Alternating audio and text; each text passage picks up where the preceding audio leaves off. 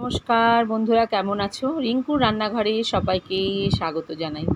আমি আজকে বানিয়েছি ক্ষীরমোহন আর গোলাপজাম।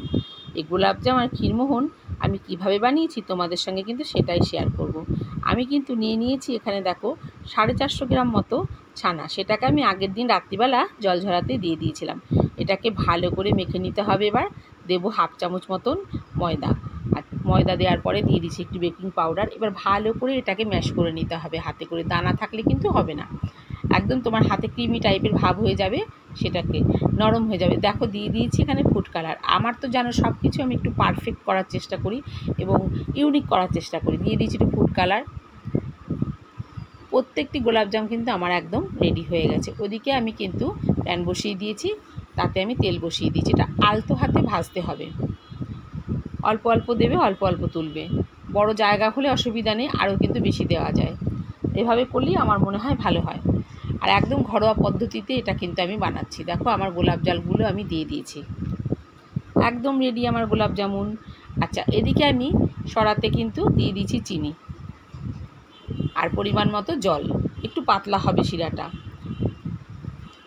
দিয়ে দেবো একটু ভিনিগার। ভিনিগার দিলে কি হয়, চিনির যে ময়লাটা থাকে সেটা কিন্তু বেরিয়ে যাবে। এবার দিয়ে দেবো একটু এলাচ, তারপর দিয়ে দেবো একটু গোলাপ জল। তাতে কিন্তু গন্ধটা ভালো হবে। তোমরা কিন্তু এভাবে একবার করে দেখতে পারো, খেতে কিন্তু দারুণ হয়। গোলাপজাম আমি দেখো চিনির শিরাতে আমি দিয়ে দিয়েছি, একটু চাপা দিয়ে রাখতে হবে। আমার গোলাপ জামুন কিন্তু একদম রেডি। মাঝে মাঝে কেউ চলে এলে এরকম বানিয়ে দিলে কিন্তু তারাও খুশি, নিজেও খুশি। আমার এবার ক্ষীর কদমের জন্য রেডি হতে হবে। তার জন্য দেখো আমার 150 গ্রাম মতো ছানা ছিল আর 10 টাকা দামের প্যাকেটের আমল দুধ ছিল। সেটাকে আমি ভালো করে মেখে নিয়েছি। মেখে নেওয়ার পরে এদিকে আমি প্যান বসিয়ে দিয়েছি। এখানে একটু বাটার বা ঘি দিয়ে ভালো করে নাড়াচাড়া করে নিতে হবে। দেখো একদম রেডি হয়ে গেছে। আমি লেচি কেটে নিলাম, লুচির আকারে গড়ে নিতে হবে।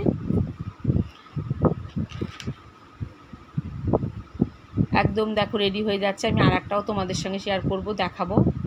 এভাবে কিন্তু তোমরা ঘরে করে দেখতে পারো।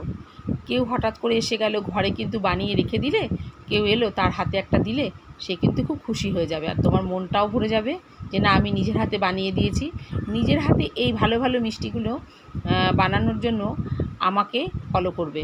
আমি কিন্তু নানা ধরনের মিষ্টি তোমাদের সঙ্গে শেয়ার করব।